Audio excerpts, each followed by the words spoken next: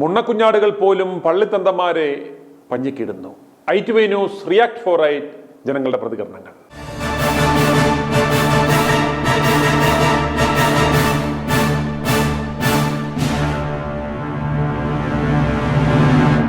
കേരളത്തിൽ ഓടി നടന്ന് മതം മാറ്റുന്നവർ, കർത്താവിൻ്റെ മണവാട്ടികളെ തരം കെട്ടിയാൽ വെപ്പാട്ടികളാക്കുന്നവർ, മടത്തലമ്മമാരെ പൂശിക്കളഞ്ഞെടുത്ത് കിണറ്റിലും പാറമടയിലും തള്ളുന്നവർ, ആതുരസേവനത്തിൻ്റെ മറവിൽ ദാരിദ്ര്യം ചൂഷണം ചെയ്ത് മതം മാറ്റുന്നവർ, ഹൈമ്നോപ്ലാസ്റ്റി നടത്തി കന്യകകളായി നടക്കുന്നവർ, എങ്ങോട്ട് തിരിഞ്ഞു നിന്ന് കുർബാന കളിക്കണം എന്ന വിഷയത്തിൽ പള്ളിയിൽ കിടന്ന് അടികൂടുന്നത് പോരാഞ്ഞ് പുറത്തിറങ്ങി നാടിൻ്റെ ലോ ആൻഡ് ഓർഡർ സംവിധാനം തകർക്കുന്നവർ, വിശ്വാസികളായ കുഞ്ഞാടുകളെയും പിഞ്ചു കുഞ്ഞുങ്ങളെയും വരെ പീഡിപ്പിക്കുന്നവർ, സമാന്തര സമ്പദ് വ്യവസ്ഥ ഉണ്ടാക്കി രാജ്യത്തെ നിയന്ത്രിക്കുന്നവർ, മതമാണെങ്കിലും ഒരു പ്രഷർ ഗ്രൂപ്പായി നിന്ന് വർത്തിക്കുന്നവർ, അനധികൃതമായി മനുഷ്യക്കടത്ത് നടത്തിയ കേസിൽ അറസ്റ്റിലായ 2 മടത്തലമ്മമാരെ അറസ്റ്റ് ചെയ്ത വിഷയത്തിൽ വിദ്വേഷ പ്രചാരണം നടത്തി അതിനെ ഒരു ക്രൈസ്തവ പീഡനമാക്കി ചിത്രീകരിച്ച് നാട്ടിലെ നിയമവ്യവസ്ഥയെ വെല്ലുവിളിക്കുന്നതിൽ ജനങ്ങളുടെ പ്രതികരണം അറിയിക്കുവാനുള്ള ഒരു സുവർണാവസരം ITV news react for right ഒരുക്കുന്നു.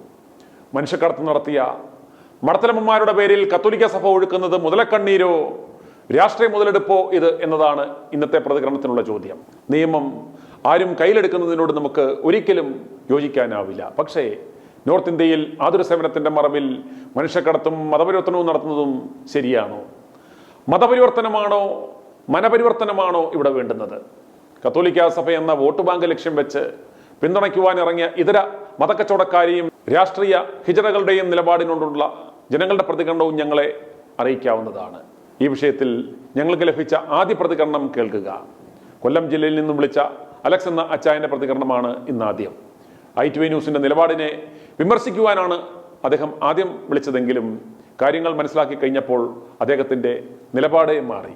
അലക്സാ എൻ്റെ പേര്, കൊല്ലത്ത് നിന്ന്. താങ്കളുടെ ഒരു വീഡിയോ കണ്ട് നമ്മുടെ ഈ വടക്കേ ഇന്ത്യയിലെ കത്തോലിക്കരെ ഇവിടെ അറസ്റ്റ് ചെയ്തു, അവരെ ബജരംഗദളിനെ ന്യായീകരിച്ചുകൊണ്ട്. അപ്പം ഈ നമ്മളൊക്കെ ഈ പണ്ട് ഏത് ജാതിയിൽപ്പെട്ടാണെന്ന് നമുക്കറിയത്തില്ല. നമ്മളെയൊക്കെ മതം മാറ്റിയാണ് നമ്മളൊക്കെ ക്രിസ്ത്യാനികളായത്. ഇതുപോലെ മതം മാറുക എന്ന് പറഞ്ഞാൽ ക്രിസ്തീയ വിശ്വാസം കൊടുക്കുന്നു, അവിടെ ചെയ്യുന്നു. അന്നൊക്കെ ഈ പാൽപ്പൊടി, എൻ്റെ കൊച്ചുനാട്ടിലൊക്കെ ഈ ലണ്ടനിൽ നിന്ന് അമേരിക്കയിൽ നിന്നൊക്കെ പാൽപ്പൊടി കൊണ്ടുവന്ന് പാവപ്പെട്ടവർക്ക് എണ്ണ പാൽപ്പൊടിയൊക്കെ കൊടുത്തിരുന്നു. അങ്ങനെ ക്രിസ്തു വിശ്വാസത്തിലേക്ക് ആകർഷിച്ച ഒരുപാട് പേരുണ്ട്. അങ്ങനെ ഈ അന്യജാതി എന്ന് വെച്ചാൽ ആഹാരത്തിന് വഴിയില്ല കിടന്നിടത്തുനിന്നൊക്കെ അവരെ ബഹുമാനവും മാനവും കൊടുക്കാതെ കിടന്ന ജാതികളിൽ നിന്നൊക്കെ ഇതിൽ വന്ന് ക്രിസ്ത്യ ജാതികൾ വന്ന് മതം മാറിയവരാണ് ഈ കേരളത്തിലെ ഇന്ന് കാണുന്ന ക്രൈസ്തവരെല്ലാം. അതായത് ഇവിടെ ഉണ്ടായിരുന്ന മറ്റ് ഹൈന്ദവ ജാതികളിൽ ഉണ്ടായിരുന്ന ആളുകൾ കൺവേർട്ട് ചെയ്താണ് ഇന്ന് കാണുന്ന ഇവിടുത്തെ ക്രിസ്ത്യാനികൾ എല്ലാം. യെരുസലേമിലായാലും എന്ന് വെച്ചാൽ യഹൂദന്മാരുടെ ഇടയിലായാലും മതം മാറിയവരാണ് ക്രിസ്ത്യാനികൾ. എന്ന് പറഞ്ഞാൽ ക്രിസ്തുവിന്റെ ആദർശം പേർന്ന് എല്ലാവരും വിവിധ ജാതികളിലോ വിവിധ ആശയങ്ങളിൽ കിടന്നവരെല്ലാം ഒന്നിച്ചു കൂടിയവരാണ്. അങ്ങനെ മാറിയ നമ്മൾ തന്നെ ഇവിടെ മതം മാറ്റം നടത്തുന്നു എന്നൊക്കെ നമ്മൾ പറഞ്ഞ് ആക്ഷേപിച്ച് അവർക്ക് സപ്പോർട്ട് ചെയ്യേണ്ട കാര്യമില്ല. ഒന്ന്. രണ്ടാമത് ബജരംഗദളിനെ നമ്മൾ ബജരംഗദൾ എന്ന് പറഞ്ഞാൽ ഈ BJP ഭരണത്തിൽ വന്ന കാലം മുതൽ അവർ തുടങ്ങിയതാണ് ഈ നടപടിക്രമങ്ങളെല്ലാം പൂർണ്ണമായും ഹൈന്ദവ രാഷ്ട്രമാക്കണം. അതിനുവേണ്ടി അവർ അധ്വാനിക്കുന്നത്. അവർക്കുള്ള ആശയങ്ങളെ നമ്മൾ വെറുക്കുന്നുമില്ല, നമ്മൾ എതിർക്കുന്നുമില്ല. കാരണം വെച്ച് കഴിഞ്ഞാൽ അവരവരുടെ ആശയത്തിന് വേണ്ടി പൊരുതുന്നു, നമ്മൾ നമ്മുടെ ആശയത്തിന് വേണ്ടി പൊരുന്നു. അപ്പം നമ്മുടെ മേലെ കുതിര കയറിയാൽ ക്രിസ്ത്യാനികൾ കൂടുതൽ കയറി അടിക്കാനും പിടിക്കാനും ഒന്നും പോകാത്തത് കൊണ്ട് അവരുടെ അടുത്ത് കൂടുതലും ഈ കയറി ബഹളം വയ്ക്കുന്നു. നമ്മൾ ഈ സത്യത്തിൽ ഞാനിപ്പോൾ പറയാൻ വന്നത് എന്താണെന്ന് വെച്ച് കഴിഞ്ഞാൽ അവരെ ന്യായീകരിക്കുമ്പോൾ തെറ്റ് അവരുടെ പക്ഷത്താണോ നമ്മുടെ പക്ഷത്താണോ ഒന്നും നമുക്കറിയാൻ പാടില്ല. ഈ ബജരംഗദളിനെ ന്യായീകരിക്കുന്ന പോലെ തോന്നിയോ? തോന്നി എനിക്ക്. ഇപ്പം ഞാനത് കണ്ടുകൊണ്ടിരുന്ന നിങ്ങളുടെ വീഡിയോ ഇപ്പം ഞാൻ കണ്ടുകൊണ്ടിരുന്നതുകൊണ്ടാണ് ഉടനെ ഞാൻ വിളിച്ചത്. ബജരംഗദളിനെ ഞാൻ അനുകൂലിക്കുകയല്ല ചെയ്തത്. അതായത് ഇവർ തെറ്റായ പ്രവൃത്തി ചെയ്തതിനെ അവരെതിർത്തു. തെളിവുണ്ടായതുകൊണ്ട് പോലീസ് അവരെ അറസ്റ്റ് ചെയ്തു, കോടതിയിൽ വിട്ടു. കോടതിയിലും അവർക്ക് ജാമ്യം നിഷേധിച്ചതുകൊണ്ടാ കൃത്യമായ ആരോപിച്ച തെളിവുള്ളത് കൊണ്ടല്ലേ ഒരു കോടതി അവരെ ജയിലിൽ വിട്ടേക്കുന്നത്. അത് മാത്രമേ പറഞ്ഞിട്ടുള്ളൂ. ഒരിക്കലും നമ്മൾ ബജരംഗദൾ ചെയ്തത് ശരിയായി എന്ന് നമ്മൾ ഒരിക്കലും പറയുന്നില്ല.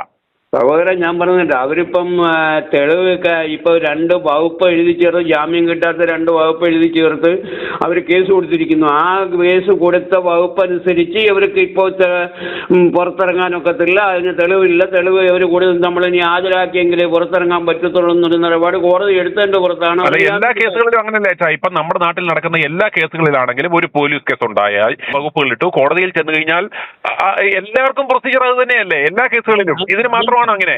ഞാൻ പറഞ്ഞോട്ടെ, പബ്ലിക്കുള്ള കയ്യിൽ ആര് തെളിവുണ്ടോ ഇല്ലയോ, അവര് കുറ്റം ചെയ്തോ ഇല്ലയോ എന്നുള്ള ഇനി വാദിച്ചു കഴിയുമ്പോഴല്ലേ അറിയാൻ പറ്റൂ. അതും അവിടെ നിൽക്കട്ടെ. അപ്പൊ നമുക്ക് വ്യക്തമായ ധാരണയില്ലാതെ എന്നുവെച്ചാൽ താങ്കൾ എന്തായാലും അവിടെ പോയി വ്യക്തമായി അന്വേഷിക്കുകയോ എടുക്കുകയോ ഇവരെന്ത് ചെയ്തു എന്നുള്ള ഒന്നും അറിയാതെ നമ്മൾ എന്തെങ്കിലും അഭിപ്രായങ്ങൾ ആർക്കെങ്കിലും അനുകൂലമായിട്ടോ പ്രതികൂലമായിട്ടോ നമ്മൾ സംസാരിക്കുന്നത് ശരിയല്ല എന്ന് പറയാം. അല്ല, ഞാനത് പറയുന്നതിന് വ്യക്തമായ ഒരു കാര്യമുണ്ട്. ഞാൻ അച്ഛനോട് ഒരു കാര്യം ചോദിച്ചോട്ടെ. മണിപ്പൂരില് ക്രൈസ്തവ ദേവാലയങ്ങൾ കത്തിച്ചു, മിഷണറികളെ കൊന്നു, വലിയ കോലാഹലങ്ങൾ നടത്തി. ഇവിടെ കേരളത്തിലുള്ള സഭാ നേതാക്കന്മാരോ ഇവരോ ഇന്ന് ഇവർക്ക് വേണ്ടി ഈ 2 മടത്തിലപ്പന്മാർക്ക് വേണ്ടി വാദിച്ച് പാർലമെന്റിൽ പ്രക്ഷുബ്ധമാക്കി ആരെങ്കിലും എന്തെങ്കിലും ശബ്ദിച്ച് അച്ഛൻ കണ്ടോ? അല്ല കണ്ടോ ഇല്ലയോ? അത് നമുക്ക് ഡീറ്റെയിൽസ് വരാം. ഞാൻ ചോദിക്കുന്നത് കണ്ടോ? അതിനൊരു വ്യത്യാസമുണ്ട്. ഇത് കത്തോലിക്ക സഭയാണ്, മറ്റത് ഇവാഞ്ചലിസ്റ്റ് ആണ്. അതുകൊണ്ടാണോ ഇങ്ങനെ? അതെ. ഇവാഞ്ചലിസ്റ്റുകളെ കൊന്നാലും അവരുടെ പള്ളികൾ നമുക്ക് കത്തിച്ചാലും യാതൊരു പ്രശ്നവുമില്ല. കത്തോലിക്കർക്ക് പ്രശ്നമില്ല. കത്തോലിക്കരുടെ വേറൊരു കാര്യം ഞാൻ പറയാം. ഇവിടുത്തെ മഠങ്ങളിൽ കഴിഞ്ഞ ഒരു 25 കൊല്ലത്തിനിടയ്ക്ക് 70-ഓളം കന്യാസ്ത്രീകള് മഠത്തില് കിണറുകളിലും പാറമടകളിലും ചത്തുപൊങ്ങി. ലൈംഗികമായി ഇവരെ ഉപയോഗിച്ച് ഇവരെ ചത്തുപൊങ്ങി. ഏതെങ്കിലും ഒരു കത്തോലിക്ക സഭാംഗമോ ഏതെങ്കിലും ആളുകളോ ഈ കൊല്ലപ്പെട്ട ഇവർക്ക് നീതി ആവശ്യപ്പെട്ടുകൊണ്ട് ആരെങ്കിലും രംഗത്ത് വന്നോ? ഈ അടുത്ത കാലത്ത് നടന്ന ഒരു കാര്യം കൂടെ പറയാം. കുറവലങ്ങാട് പടത്തില് ഫ്രാങ്കോ ബിഷപ്പ് കയറി ഇതുപോലൊരു കന്യാസ്ത്രീയെ പീഡിപ്പിച്ചപ്പോൾ കന്യാസ്ത്രീകള് വഞ്ചി സ്ക്വയറിൽ ഇറങ്ങി സമരമായിട്ട് ഇരുന്നു. ആരെങ്കിലും ഇവരെ അനുകൂലിച്ചുകൊണ്ട് രംഗത്ത് വന്നോ? അവര് ബലഹീനരും മറ്റൊരു ബലമുള്ളവരുമാണ്. ആര്? അച്ഛന്മാര് ബലമുള്ളവരാണ്. അവരതിലാണ് അധികാരമുള്ളത്. അന്നേരം ഇത് തന്നെയല്ലേ ഞാനും പറഞ്ഞത്? ഇതല്ലേ ഇരട്ടത്താപ്പം തന്നെ ഞാൻ ചോദിച്ചത്. അതുപോലെ നമ്മുടെ PC ജോർജ് ചാനൽ ചർച്ചകളിൽ വന്നിരുന്ന് ഈ കന്യാസ്ത്രീകളെ വേശികളെന്ന് വരെ വിളിച്ച് അപമാനിച്ചു, പരസ്യമായിട്ട് അപമാനിച്ചു. ഈ PC ജോർജ് പറഞ്ഞതിന്റെ 100-1 മോശമായിട്ട് ഈ ബജ്രംഗ് ദൾ പ്രവർത്തകര് ഈ കന്യാസ്ത്രീകളോട് അവിടെ സംസാരിച്ചോ? ഞാൻ പറഞ്ഞ ഇതൊന്നുമല്ല. ഞാൻ ആരുടെടുത്തും ഇപ്പം ഇവരെയോ അവരെയോ അല്ലെങ്കിൽ ഫ്രാങ്കോയോ കന്യാസ്ത്രീകളെയോ ഒന്നും ഞാൻ സപ്പോർട്ട് ചെയ്ത് സംസാരിക്കാറില്ല. എനിക്ക് അതിന്റെ കാര്യം സംസാരിക്കാൻ പറ്റുമോ? ഒരു ക്രിസ്തുവിനെ അറിയുന്ന ഒരാൾക്ക് സംസാരിക്കാൻ പറ്റുമോ? ഞാൻ ഒരു വിവരം പറഞ്ഞോട്ടെ. നമ്മൾ വ്യക്തമായ എന്നുവെച്ചാൽ നമുക്ക് പൂർണ്ണമായിട്ട് ശരി നമ്മൾ നിഷേധിച്ചാൽ ഒരാൾ പറഞ്ഞാൽ ശരിയായിരിക്കും എന്ന് പോലും പറയാൻ പാടില്ല. ശരിയാണ് എന്ന് ഉറപ്പിച്ച് പറയാൻ കഴിയില്ല. അല്ല, ഞാൻ എന്താ പറഞ്ഞത്? ഇവരെ ഈ പാവപ്പെട്ട കന്യാസ്ത്രീകളെ അല്ല നമുക്ക് ശിക്ഷിക്കേണ്ടത്, ഇവരെ ഈ പണിക്ക് അയച്ചവരെയാണെന്നാണ് ഞാൻ പറഞ്ഞത്. അതെങ്ങനെ തെറ്റാകുന്നത്? പറഞ്ഞോട്ടെ, ഇതുപോലെ പണിക്ക് അയച്ചവരെ ഇപ്പൊ അങ്ങനെയാണെന്നുണ്ടെങ്കിൽ ശരിക്കും ശിക്ഷിക്കേണ്ടത് ആരെയാണെന്നറിയാമോ? ഈ മെത്രാന്മാരെയല്ലേ?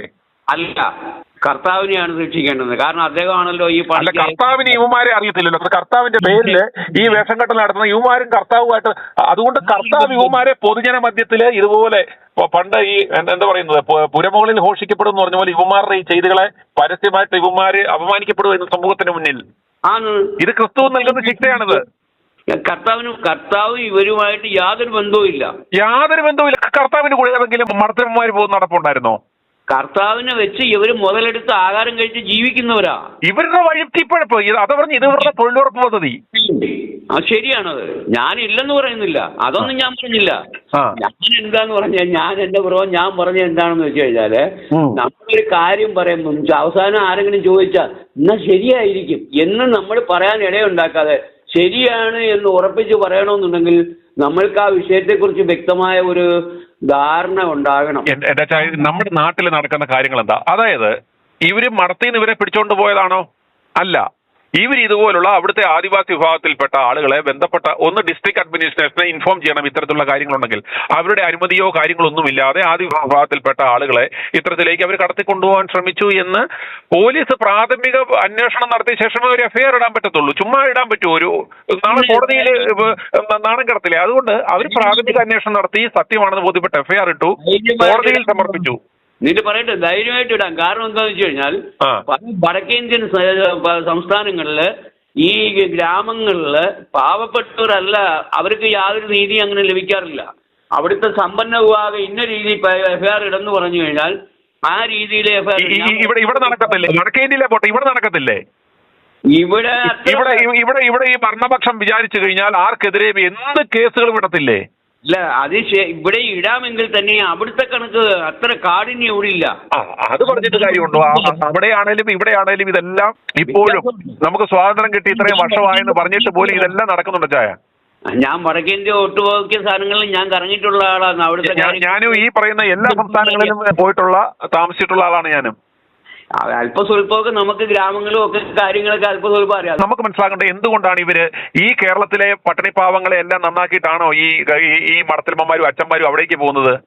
അല്ല, അവിടെയുള്ള ഈ ഛത്തീസ്ഗഡ്, നാഗാലാൻഡ്, മേഘാലയ, മിസോറാം, മണിപ്പൂർ, ആസാം പോലെയുള്ള സ്ഥലങ്ങളിൽ അത്രത്തോളം മനുഷ്യമൃഗങ്ങളായിട്ട് ജീവിക്കുന്നവർ, അവർക്ക് വിദ്യാഭ്യാസമില്ല, ദാരിദ്ര്യത്തിലും ദുരിതത്തിലും കിടക്കുന്ന ഇവരെ യഥാർത്ഥത്തിൽ ചൂഷണം ചെയ്യാൻ വേണ്ടിയല്ലേ ഇവർ പോകുന്നത്. അല്ലാതെ ഇവരെ അങ്ങ് ക്രിസ്ത്യാനികളാക്കി നന്നാക്കി കളയാന്ന് പറഞ്ഞാണോ ചായ പോകുന്നത് ഇവര്? എല്ലാം അങ്ങനെ ആണെന്നൊന്നും ഞാൻ പറയുന്നില്ല, ഞാൻ ആളെന്നോ ആണ്. പക്ഷെ ഒരു കാര്യം നമുക്ക് സമ്മതിക്കാതിരിക്കാൻ പറ്റുന്നില്ല. കാരണം എന്താ വെച്ച് കഴിഞ്ഞാൽ മറ്റ് യാക്കോബയുണ്ട്, മർത്തോമക്കാരുണ്ട് ഒക്കെ ഉണ്ടെങ്കിലും ഏറ്റവും കൂടുതൽ വിദ്യാഭ്യാസ സ്ഥാപനങ്ങൾ നടത്തിയ ഈ കത്തോലിക്കലാണ്. ഇത് കച്ചവടമല്ല.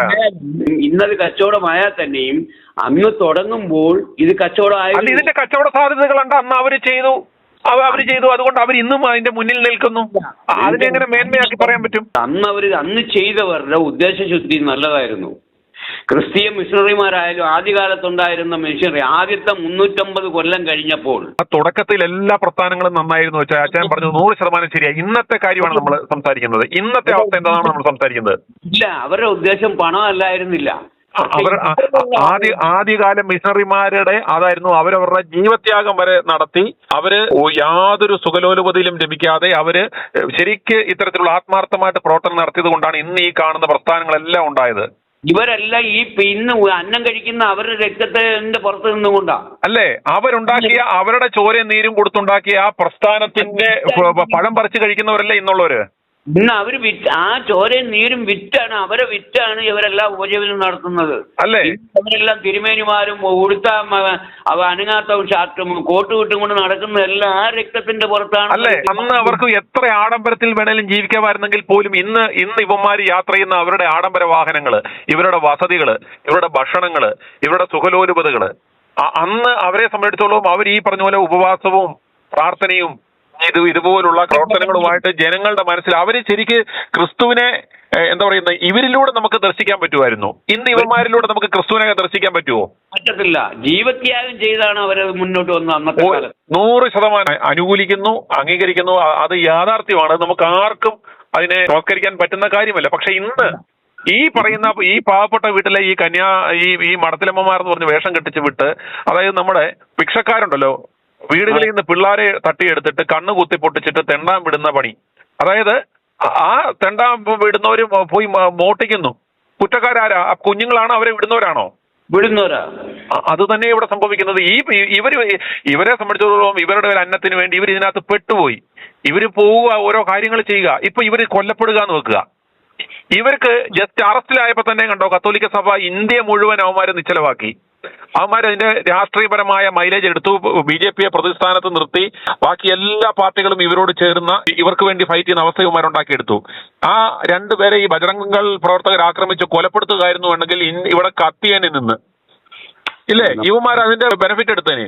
വരുന്ന 2 തെരഞ്ഞെടുപ്പുകളും തദ്ദേശ സ്വയംഭരണ സ്ഥാപനങ്ങളിലെ നിയമസഭാ തെരഞ്ഞെടുപ്പ് മുന്നിൽ കണ്ടുകൊണ്ട് ഇത് കൃത്യമായ ഒരു രാഷ്ട്രീയ അജണ്ടയോടുകൂടി നടത്തിയ ഒരു നാടകമായിരുന്നു എന്ന് നമ്മൾ മനസ്സിലാക്കണം. ഒരു കാര്യം കൂടെ ഞാൻ പറഞ്ഞോട്ടെ. ഇവിടെ ഇടതും വലതും ചെയ്യുന്നതെന്ന് പറഞ്ഞു കഴിഞ്ഞാൽ മുസ്ലിങ്ങളെ പ്രീണിപ്പിച്ചും കത്തോലിക്ക ഈ സഭാ പുരോഹിതന്മാരെ പ്രീണിപ്പിച്ചും അവർ പറഞ്ഞാൽ എല്ലാവരും വോട്ട് കുത്തു എന്നുള്ള നിലയ്ക്ക് ഇവർ രണ്ടുപേരും മാറിയും തിരിഞ്ഞും 100% അച്ഛൻ പറഞ്ഞാൽ 100% അംഗീകരിക്കുന്നു. സത്യം. ഒരു തുള്ളി വെള്ളത്തിന് പോലും പാവപ്പെട്ടവർക്ക് പ്രയോജനമില്ല. ഇവർക്കുള്ള രണ്ടുപേരെയും മടത്തി കയറി ഇറങ്ങിയാണ് യവന്മാർ നടക്കുന്നത്. ഇത് കണ്ടോ, എല്ലാവരും കണ്ടോ, ഇടതൊന്നില്ല വലതൊന്നില്ല, സകല എണ്ണവും ഇന്നലെ തെരുവിലിറങ്ങി ഇവർക്ക് വേണ്ടി. എല്ലാം കണക്കാണ്. അവർ രണ്ടുപേരും ഇറങ്ങിയത് വോട്ടാണ്, അല്ലാതെ കന്യാസ്ത്രീയോടുള്ള രക്തബന്ധം ആണോ? ഇതോടുള്ള സ്നേഹം കൊണ്ടാണോ? അല്ല, വോട്ട് എന്തെങ്കിലും കിട്ടും, കത്തോലിക്കരെ സൂചിപ്പിച്ച് നിർത്തി കഴിഞ്ഞാൽ വോട്ട് മറിയും എന്നുള്ള രീതിയിലല്ലേ ഇവര് പോയത്? അതിൽ ഇവർ മത്സരിക്കുകയാണ്, ആരാണ് മുമ്പിലെത്തുന്നത്. ഈ കത്തോലിക്ക ഈ കച്ചവടക്കാരന്മാരുടെ വിജയവും സ്വാതന്ത്ര്യാനന്ത കാലഘട്ടത്തിൽ ആദ്യമേ ഇവന്മാര് ഗാന്ധിജിക്കെതിരായിട്ട് നിന്നു. സ്വാതന്ത്ര്യം കിട്ടിക്കഴിഞ്ഞപ്പം ഗാന്ധിജി എടുത്ത് തലേ വെച്ചു. തുടക്കത്തിൽ കോൺഗ്രസിനെ ഇവന്മാർ വിമർശിച്ചു, പിന്നീട് കോൺഗ്രസിനെ അനുകൂലിച്ചു. വിമോചന സമരം നടത്തുമ്പോഴത്തേക്കും കമ്മ്യൂണിസത്തെ എതിർത്തു, പിന്നീട് കമ്മ്യൂണിസത്തിന്റെ ഒപ്പമായി. ഇപ്പൊ കണ്ടോ, മോദി സർക്കാർ വന്നപ്പോഴത്തേക്കും കേക്ക് തിന്നാന്ന് പറഞ്ഞപ്പോഴത്തേക്കും എല്ലാവരും കൂടെ ഓടി അവിടെ പോയി കുനിഞ്ഞു നിന്നു. ഇപ്പൊ ഇവരെ വിമർശിക്കുമ്പോ തന്നെ നാളെ മോദി ഒരു ചായ കുടിക്കാന്ന് പറഞ്ഞാൽ ഇവന്മാർക്കിട്ട് തൊഴിയും കൊടുത്തിട്ട് അവിടെ പോയി കുനിഞ്ഞു നിൽക്കും. ഇത്ര നിലപാടില്ലാത്ത നാറികളാണ് ഇവന്മാരെന്നാണ് ഞങ്ങൾ പറയുന്നുള്ളൂ. അല്ല, ഇതെല്ലാം അവർക്ക് എന്ത് ലാഭം കിട്ടുമെന്നുള്ളതാണ് അവരുടെ പ്രശ്നം. അത്രേ ഉള്ളൂ, ഇതേ ഞങ്ങൾ പറയുന്നുള്ളൂ. ഇവന്മാരുടെ വയറ്റി പഴപ്പ്, ഇവന്മാരുടെ കച്ചവടം, ഇവന്മാരുടെ സഭ. നിങ്ങളുടെ പ്രതികരണം, നിങ്ങളുടെ ഐറ്റുമായി ഞാൻ മിക്കപ്പോഴും കാണാറുണ്ട്. നിങ്ങൾ അഭിപ്രായപ്പെടുന്നതിനോടൊക്കെ യോജിപ്പുണ്ടെങ്കിൽ ഇല്ലെങ്കിലും പലപ്പോഴും ചില വാക്കുകളോട് എനിക്ക് യോജിപ്പില്ല എങ്കിലും ഞാനത് കാണാറുണ്ട്. ആരെങ്കിലും ഒരാൾ വിളിച്ചു പോകാൻ വേണമല്ലോ. ഈ ആരും ഇല്ലാതെ പോയാൽ തോന്നിവാസിയോട് കൂടുതൽ വിളയും. ഇപ്പൊ യാഥാർത്ഥ്യം മനസ്സിലായോ? ഞങ്ങൾ എന്തുകൊണ്ടാണ് ഞങ്ങൾ പറഞ്ഞിട്ടുള്ളൂ, PC ജോർജ് പറഞ്ഞതിന്റെ 100-1 പോലും ഈ ബജ്റംഗ് ദൾ പ്രവർത്തകര് ഈ കന്യാസ്ത്രീകളോട് പറഞ്ഞിട്ടില്ല. ഞാൻ പറഞ്ഞെന്താന്ന് വെച്ച് കഴിഞ്ഞാൽ, ഇവർ പറഞ്ഞത് കത്തോലിക്കരെ ന്യായീകരിച്ചോ ഇതൊന്നുമല്ല. ഞാൻ നിങ്ങളുടെ വാക്കിൽ വന്ന ഒരു വ്യത്യാസം എന്ന് പറഞ്ഞാൽ പൂർണ്ണമായ അറിവോടുകൂടിയാണ് സംസാരിക്കുന്നത് എന്ന നിലയിലുള്ള ഒരു സംഭാഷണ ശൈലി ആയിപ്പോയല്ലോ എന്നുള്ളത്. ഒന്നെങ്കിൽ കർത്താവും പറഞ്ഞതല്ലോ, ഒന്ന് ഉവ്വ എന്ന് പറഞ്ഞോ, അല്ലെ ഇല്ല എന്ന് പറയണം. രണ്ടിലടയ്ക്കുന്ന ഒരു സ്ഥാനം നമുക്കില്ല. നമ്മൾ കൃത്യമായിട്ടും പറയുന്നു. പക്ഷെ അത് വ്യക്തമായ ധാരണ വേണമെന്ന് പറഞ്ഞത് അല്ല, വ്യക്തമായ ധാരണ തന്നെയാണ്. കാരണം അതിനകത്ത് കാര്യം വളരെ ക്ലിയർ ആണ്. ഇവരെ മഠത്തിലിരുന്നവരെ പോയി പിടിച്ചോണ്ട് വന്നതല്ല. ഇതുപോലുള്ള യാത്രാമധ്യേ കൃത്യമായ രേഖകളില്ലാത്ത കാരണത്താൽ പിടിച്ചതാണ്. അതിനെ ക്രൈസ്തവർക്കെതിരെയുള്ള ഒരു ആക്രമണമായിട്ടും കത്തോലിക്ക സഭയ്ക്കെതിരെയുള്ള ഒരു സംഘടിത ആക്രമണമായിട്ടും ഇവരെ ചിത്രീകരിക്കുന്നു. അത് തെറ്റാണെന്നാണ് ഞങ്ങൾ പറയുന്നത്. അല്ല, മറ്റേതൊരു പൗരന്മാരെ പോലെ ഇവർ ഈ കുപ്പായം വലിച്ചു കയറ്റിയിട്ടുണ്ടെന്നുള്ളതല്ല. ഇവർക്ക് എന്താ പ്രത്യേകത? ഒരു നിയമവാഴ്ചയുള്ള ഒരു രാജ്യമാണ് ഇവിടെ. ഇവിടുത്തെ നിയമം എല്ലാവരും പോലെ ഇവരും പാലിക്കാൻ ബാധ്യസ്ഥരാ. ഇവർക്ക് വേണ്ടി ഇവർ ലോഹ ഇട്ടിട്ടുണ്ടെന്ന് പറയുമ്പോൾ ഇവരെ വണങ്ങി റെയിൽവേ പോലീസുകാർ നിൽക്കണോ? ഇവിടുത്തെ കോടതികൾ നിൽക്കണോ? ഒന്നുമില്ല. തെറ്റ് ചെയ്താൽ ശിക്ഷിക്കപ്പെടണം. അവര് തെറ്റ് ചെയ്താൽ ബഹുമാനപ്പെട്ട കോടതിയുടെ മുന്നിൽ അവരെത്തും. കോടതി അത് പരിശോധിക്കും. അവർ കുറ്റക്കാരാണെങ്കിൽ ശിക്ഷിക്കപ്പെടണം. തെറ്റ് ചെയ്തിട്ടില്ലെങ്കിൽ അവര് റിലീസ് ചെയ്യപ്പെടണം. അതേ ഞങ്ങൾ പറയുന്നുള്ളൂ. ഇത് കത്തോലിക്ക സഭയുടെ ഒരു ലോഹയുണ്ട്. അതുകൊണ്ട് ഇവരെല്ലാം പവിത്രമാണ്, വിശുദ്ധരാണ്, ഇവരെ തൊടാൻ പാടില്ല, ഇവിടുത്തെ കോൺസ്റ്റിറ്റ്യൂഷനും ഇവിടുത്തെ നിയമങ്ങൾക്കും അതീതരാണെന്നുള്ള ആ ഡയലോഗ് ഉണ്ടല്ലോ, അത് യുവമാർ അളിഞ്ഞ് അരമനെ വെച്ചാൽ മതി എന്നേ ഞങ്ങൾ പറയുന്നുള്ളൂ. അവരെ സംഘടിത ശക്തിയാണ്, അവര് സംഘടിതരാണ് എന്നുള്ള ഒരു തോന്നലാണ്, അല്ലെങ്കിൽ അവർക്കുള്ള ആ ഒരു ചിന്താഗതിയാണ് ഈ പ്രശ്നങ്ങളെല്ലാം. ഞാൻ പറഞ്ഞു, ഇവന്മാരെ കൊണ്ട് ഏറ്റവും കൂടുതൽ പൊറുതി മുട്ടുന്നത് നാട്ടുകാരാണോ ഈ സഭാജനങ്ങളാണോ? ഒന്ന് ഓർത്ത് നോക്കിയേ. എറണാകുളം അങ്കമാലി അതിരൂപതയിൽ കിടന്ന് കുർബാന തർക്കത്തിന്റെ പേരിൽ കിടന്ന് നാണക്കേട്. മറ്റുള്ള സകല സമൂഹങ്ങൾ ഇവരെ കളിയാക്കത്തില്ലേ? എങ്ങോട്ട് തിരിഞ്ഞു കുർബാന കളിക്കണമെന്ന് പറഞ്ഞ അടി അല്ല എന്റെ ബ്രോ, ഇവരെ തന്നെ നല്ല ഈ കേരളത്തിൽ എത്ര ക്രിസ്ത്യാനിയുണ്ട്. ഇപ്പൊ ഞാൻ കത്തോലിക്കനല്ല, ഒന്നുമല്ല എങ്കിൽ എനിക്ക് ഇങ്ങനെയുള്ള കാര്യങ്ങളോട് യോജിപ്പില്ല എങ്കിലും റോഡിലോട്ട് ഇറങ്ങുമ്പം ഈ ആരെങ്കിലും വർത്താനം പറയുമ്പോൾ ഹൈന്ദവരായ ആളുകൾ, ജാതീയരായ ആളുകൾ ആടെ നിങ്ങളുടെ സഭയെ കിടന്ന് അടിക്കുന്നു എന്ന് പറഞ്ഞുള്ള ആക്ഷേപം ഞാനും കൂടാണ് കേൾക്കേണ്ടത്. ഇല്ലേ? എന്നിട്ട് ഈ നാണം കെട്ടവന്മാരാണ് അവിടെ ബജ്റംഗ് ദളില് ഈ പോക്രിത്തരം കാണിച്ച സ്ത്രീകളെ പിടിച്ചെന്ന് പറഞ്ഞിട്ട് കടന്ന് കാർന്നു. ഇവിടെ ക്രിസ്തുവിനെയും ക്രൈസ്തവ സമൂഹത്തെയും വിശുദ്ധ വേദപുസ്തകത്തെയും അപമാനിക്കുന്ന ഈ നാണം കെട്ടവന്മാര് ആണ് ഈ പണിക്ക് ഇറങ്ങുന്ന ഓർക്കണം. അതുപോലെ തന്നെ ഓർത്ത് നോക്കി, ഈ മഠങ്ങളിൽ ഉള്ള ഇവരെ സംബന്ധിച്ചോളം ഇവര് ദുരിതം അനുഭവിച്ച് കിടക്കുക. ഈ പറഞ്ഞ വാചകത്തെ ഞാൻ എൻ്റെതായ ഭാഷയിൽ പറഞ്ഞു കഴിഞ്ഞാൽ ക്രിസ്തുവിനെയും തിരുവചനങ്ങളെയും പിന്നെ ഇതിൻ്റെ പ്രവർത്തനം അവരൊക്കെ ആദ്യകാലങ്ങൾ അനുഭവിച്ച കഷ്ടപ്പാടുകളും ത്യാഗത്തെയും ഒക്കെ വിറ്റ് നല്ല രീതിയിൽ മിഷ്ടാന്ന ഭോജനവും കഴിച്ച് നല്ല രീതിയിൽ ആഡംബര വാഹനങ്ങളിൽ യാത്ര ചെയ്തും തിരുമേനി എന്ന പേരും വിളിച്ച് എല്ലാ ആളുകളുടെ ഇടയിലും ഇങ്ങനെ ജീവിക്കുന്ന ഈ പാവപ്പെട്ടവരെ ഗണിച്ചുകൊണ്ടല്ല. ഈ പാവപ്പെട്ടവരെ അവർ ഗണിക്കുന്നില്ല. ആ ഒരു കാര്യത്തിൽ അവരുടെ കാര്യം മാത്രം നോക്കി പോകുന്നവരാണ്. അപ്പം ഈ ഒരു വർഗത്തെ നമുക്ക് നല്ലോണം അറിയാം. പക്ഷെ നമ്മൾ ഒരു പട്ടി ഇവിടെ കിടന്ന് കൂവിയ എത്ര ഓലിയിടാനാ? അതുകൊണ്ട് നമുക്ക് വേദികളില്ല, പറയാൻ നമുക്ക് വേദികളില്ല. പറഞ്ഞാൽ അതുപോലെ ഒരു പട്ടി പോലെ ഒറ്റയ്ക്ക് കിടന്ന് കൂവിയ ഒരാളല്ലായിരുന്നോ നമ്മുടെ യേശുക്രിസ്തു? യേശുക്രിസ്തുവിനോട് എത്ര പേരുണ്ടായിരുന്നു കൂവാൻ? എന്നാലും നമ്മള് അല്ല യേശു ക്രിസ്തുവിന്റെ കൂടെ എത്ര പേരുണ്ടായിരുന്നു കൂവാൻ? അദ്ദേഹത്തിന്റെ കൂടെ യേശു ക്രിസ്തു കൂവിയോ? ഇപ്പൊ നമ്മൾ പറഞ്ഞാല് സത്യത്തെ നമ്മൾ വിളിച്ചു പറഞ്ഞാൽ എത്ര പേര് എന്റെ കൂടെ കൂടും? ക്രിസ്തു അങ്ങനെ നോക്കിയോ? ക്രിസ്തു എന്റെ കൂടെ പുറകിൽ എത്ര പേരുണ്ട്? അവന്റെ ശരീരത്തിന്റെ വലിപ്പവും അവന്റെ ഘടനയും അവന്റെ പോക്കറ്റിലെ പൈസയും അവന് ആരുമായിട്ടൊക്കെ ബന്ധമുണ്ടെന്ന് നോക്കിയിട്ടാണോ കർത്താവ് സത്യം പറഞ്ഞത്? അന്ന് ആഡംബര ജീവിതത്തിന്റെ ഭാഗങ്ങൾ ഇത്രത്തോളം ഇല്ലല്ലോ. അല്ല, ആഡംബരം ഇപ്പൊ ഞങ്ങളെ സംബന്ധിച്ചിടത്തോളം നമ്മൾ ഇത് പറയുന്ന വെച്ചാൽ നമ്മൾ ഈ പറഞ്ഞ പോലെ ആഡംബരത്തിലോ അല്ലെങ്കിൽ ഇവന്മാരുടെ മേടിച്ച് തിന്നിട്ടോ നമുക്ക് വേണേൽ ഇവന്മാരോടൊപ്പം നിൽക്കാം. നമ്മൾ ഒറ്റയ്ക്ക് നിന്ന് ഇത് സത്യം വിളിച്ച് പറയുന്നുണ്ടെന്നുണ്ടെങ്കിൽ കർത്താവ് കാണിച്ച മാർഗമാണ് നമ്മൾ കാണിച്ചു തരുന്നത്. നമ്മൾ ഒറ്റയ്ക്ക് നിന്ന് ഉള്ള ചാട്ടയുമായിട്ട് നമ്മൾ ഇറങ്ങും.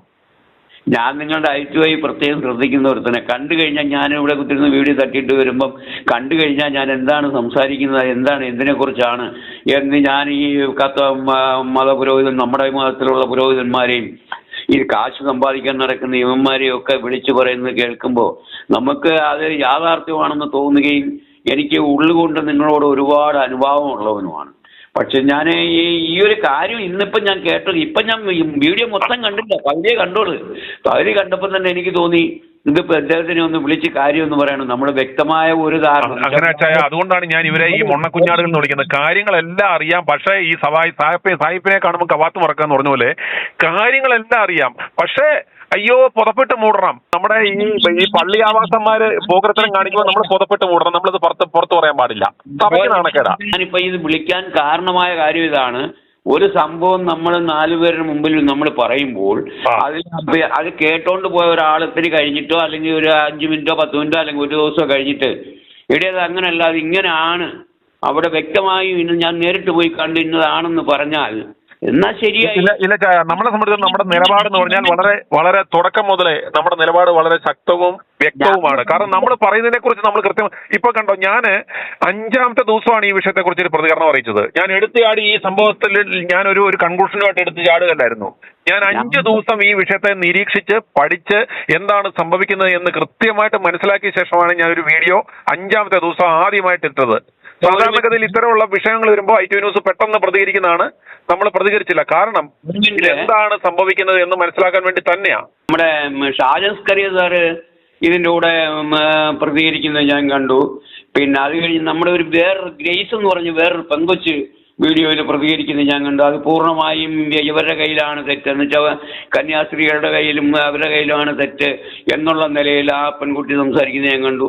ഇങ്ങനെ 2-3 പേരുടെ ഓരോരുത്തർക്കും അവരുടേതായ അഭിപ്രായങ്ങൾ കാണും. ഇപ്പോൾ ഷാജൻ പറയുന്ന പോലെ ഞാൻ പറയണമെന്നുണ്ടോ? അതുപോലല്ല, അങ്ങനത്തെ അഭിപ്രായമല്ല ഞാൻ പറഞ്ഞേ. ഞാനതെല്ലാം കണ്ടിട്ടാണ് ഞാനിപ്പോൾ ഈ നിങ്ങളുടെ മുമ്പിൽ വന്നപ്പോൾ ഞാൻ പറഞ്ഞത്. ഞാൻ പറഞ്ഞ കാര്യം ഇപ്പോഴും വ്യക്തമായി പറയാൻ എന്നെ അനുവദിച്ചിട്ടില്ല.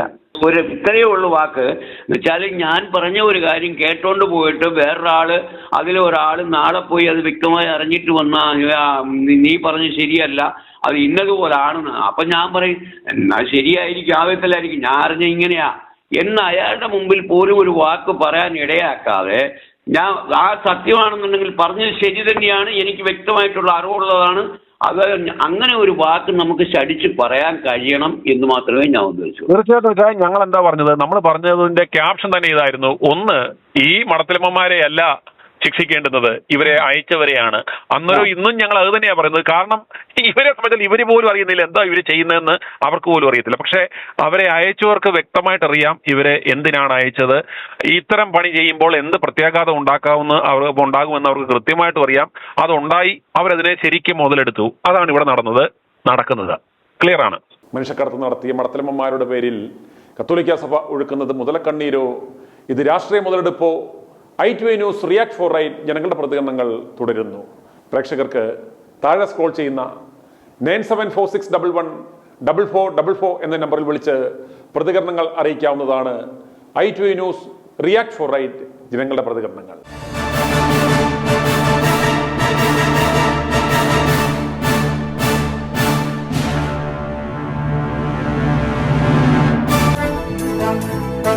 i2i News, an eye for truth. i2i news subscribe ചെയ്തിട്ടില്ലാത്തവർ ഇപ്പോൾ തന്നെ സബ്സ്ക്രൈബ് ചെയ്യുക. നോട്ടിഫിക്കേഷൻ ലഭിക്കുവാൻ ബെൽ ബട്ടണും അമർത്തുക.